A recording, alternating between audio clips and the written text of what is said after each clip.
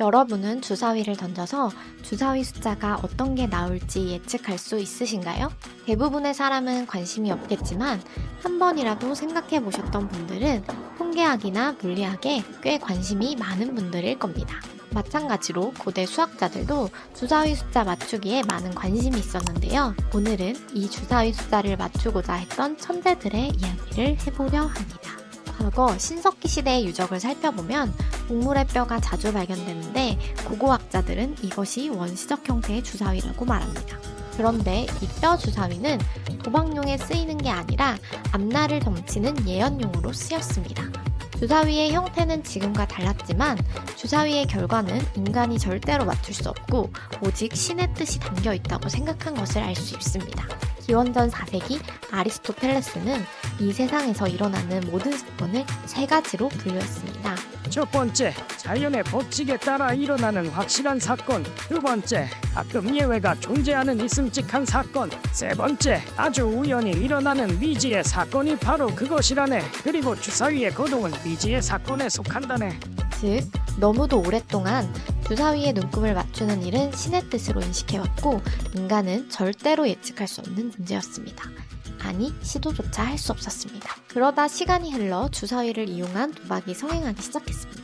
도박사들은 돈을 벌기 위해서 주사위의 비밀을 파헤치기 시작했고 당대 수학자들과 협력했습니다. 17세기에는 너무나도 유명한 파스칼과 페르마가 당대 최고의 도박사에게 받은 의뢰를 해결하고자 힘을 합쳤습니다. 의뢰받은 문제는 주사위를 4번 던져서 눈금 6이 적어도 한 번 이상 나와야 이기는 게임이 있다면 이 게임에 돈을 거는 게 맞는가라는 것이었습니다. 여러분도 잠시 영상을 정지하고 문제를 한번 풀어보시기 바랍니다. 이제 파스칼과 페르마가 해결한 방법을 보겠습니다. 주사위를 4번 던졌을 때 나올 수 있는 경우의 수를 계산해보면 6 곱하기 6 곱하기 6 곱하기 6 그러니까 6을 4번 곱한 수인 1200가 한 6가지로군. 그럼 이제 6이 적어도 한 번 이상 나오는 경우의 수를 계산해보면 6이 한 번 이상 나오는 경우의 수를 간단하게 계산하려면 6이 한 번도 나오지 않을 확률을 계산하여 빼주면 된다네. 먼저 주사위 한 번을 던졌을 때 6이 나오지 않을 확률은 5분의 6이니까 주사위가 4번 연속으로 6이 나오지 않으려면 4번 곱하면 되니 48.2%가 나오는구만. 이를 전체 확률인 100에서 빼주면 적어도 한 번 6이 나올 확률은 51.8%가 되는군. 정확해. 결국 주사위를 4번 던졌을 때 6이 한 번이라도 나올 확률이 조금 더 높으니 이 게임에 돈을 거는 것이 현명하겠군. 파스칼과 페르마는 확률이라는 개념을 통해 그동안 아무도 예측할 수 없다던 주사위 예측의 문을 열었습니다. 더불어 파스칼은 확률적 개념을 통하여 신을 믿는 것이 안 믿는 것보다 낫다는 것을 증명하기도 하였습니다. 신이 존재하는지 존재하지 않는지 알 수 없는데 어느 쪽을 믿어야 하냐는 시민들의 질문에 신이 존재한다고 믿었을 때 득과 실을 따져보면 아주 간단한 일입니다. 우리가 신을 믿는다면 우리가 죽은 후에 신에게 구원을 받아 영원히 살 것이니 최고의 보상이 주어지는 것이고, 만약 신이 존재하지 않는다고 하더라도 죽은 후에 구원이나 지옥은 없을 테니 손해볼 것이 없지 않겠습니까? 결국 신은 존재한다고 믿는 것이 확률적으로 아주 유리하지요. 이렇듯 파스칼은 확률이라는 도구를 이용하여 신은 존재한다는 쪽을 믿는 것이 더 현명하다라는 결론을 이끌어내기도 하였습니다. 이것이 여러분도 다 알고 있는 파스칼의 내기입니다. 비슷한 시기 뉴턴은 확률과는 다른 방법을 통해 주사위의 눈금을 예측하고자 시도하였습니다. 그 방법은 현대과학의 금자탑이라 불릴 만한 미적분학이었습니다.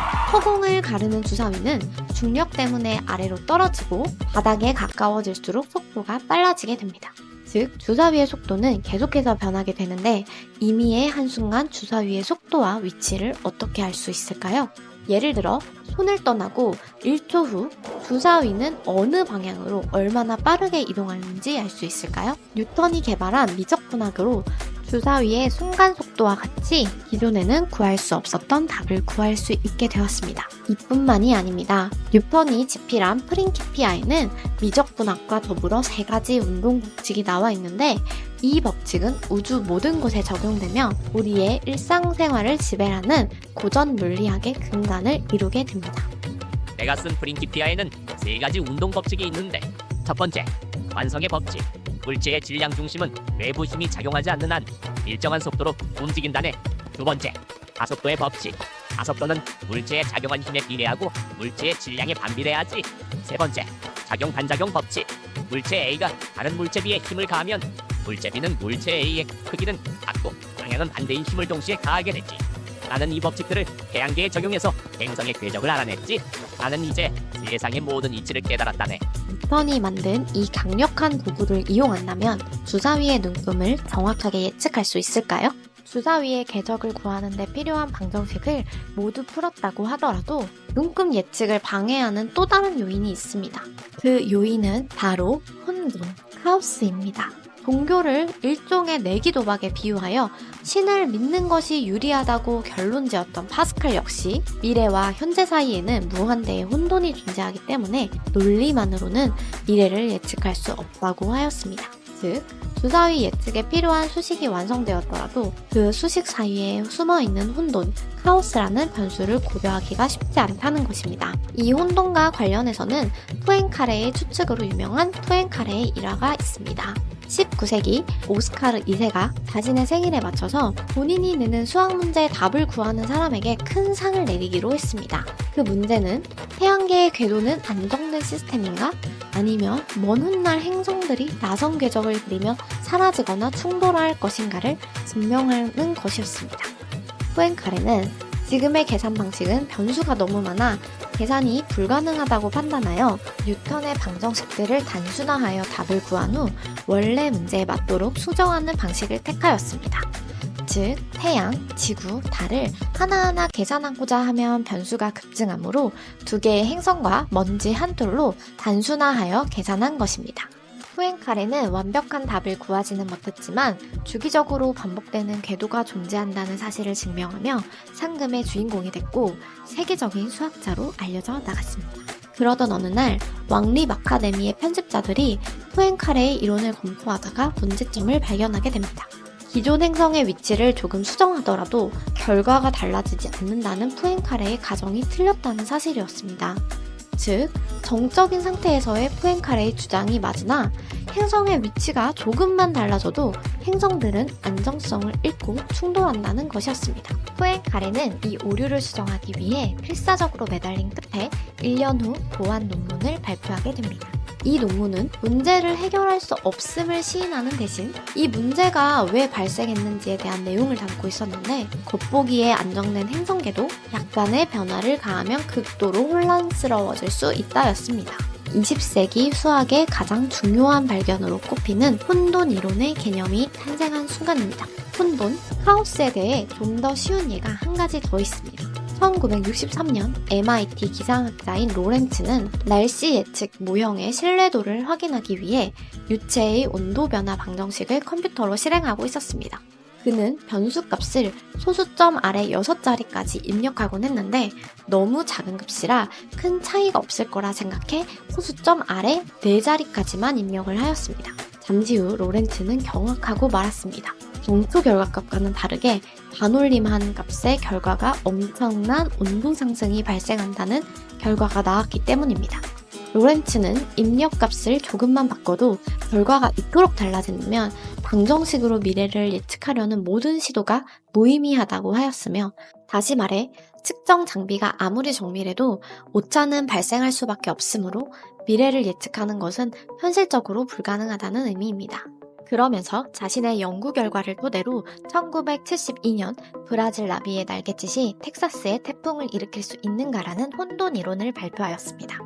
우리가 아는 나비 이론이 여기서 나온 것입니다. 단순히 얼마나 정확하냐의 문제도 아닙니다. 나비의 날개 위치를 아주 정확히 측정하더라도 이것으로 인해 태풍이 일어날지 아닐지 우리는 그 결과를 알 방법이 없습니다. 따라서 복잡계에서는 아주 작은 차이가 큰 차이를 만들어내게 됩니다.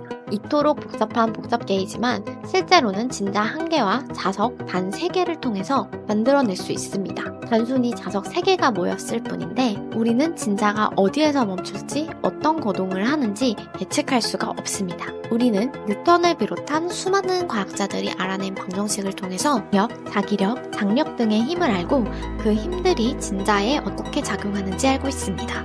그럼에도 불구하고 우리는 진자가 어떻게 움직일지 어디에 멈출지를 알 수가 없습니다. 이 영상은 빨강, 초록, 파랑 자석에 진자가 이끌려가는 위치를 색으로 표현한 것입니다. 자석에서 조금만 멀어져도 빨강, 초록, 파랑 끌림 영역이 혼란스럽게 엉켜버립니다.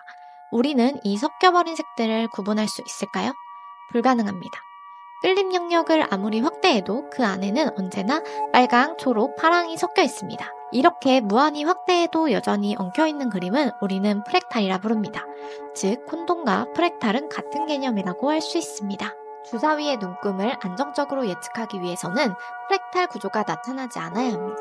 결국 주사위의 눈금은 태초부터 예측할 수 없었을지 모릅니다. 과학이 발달하고 천재적인 수학가들의 분석을 더하면 더할수록 주사위 눈금을 예측하는 것은 신의 손에 달린 듯한 느낌을 갖게 됩니다. 그렇다면 신을 어떻게 정의할 수 있을까요? 고대인들이 섬겼던 신은 이 세상을 초월하여 존재하는 초자연적 지성체가 아니었습니다. 그들은 강이나 바람, 불, 용암 등 인간이 제어할 수 없는 자연현상 자체를 신으로 생각했습니다. 간단히 말하면 혼돈 이꼴 신이었습니다. 그 후 20세기 수학은 고대의 신이 여전히 우리와 함께 있다는 것을 보여주고 있습니다. 우리의 능력으로는 알 수도 제어할 수도 없는 자연현상은 아직도 노처에 존재하고 있습니다. 결국 주사위의 눈금을 예측하는 일, 즉 미래를 예측하는 방법은 단 하나뿐입니다. 미래가 현재로 바뀌는 것을 기다리는 것. 주사위가 완전히 멈출 때까지 기다리는 것뿐일까요?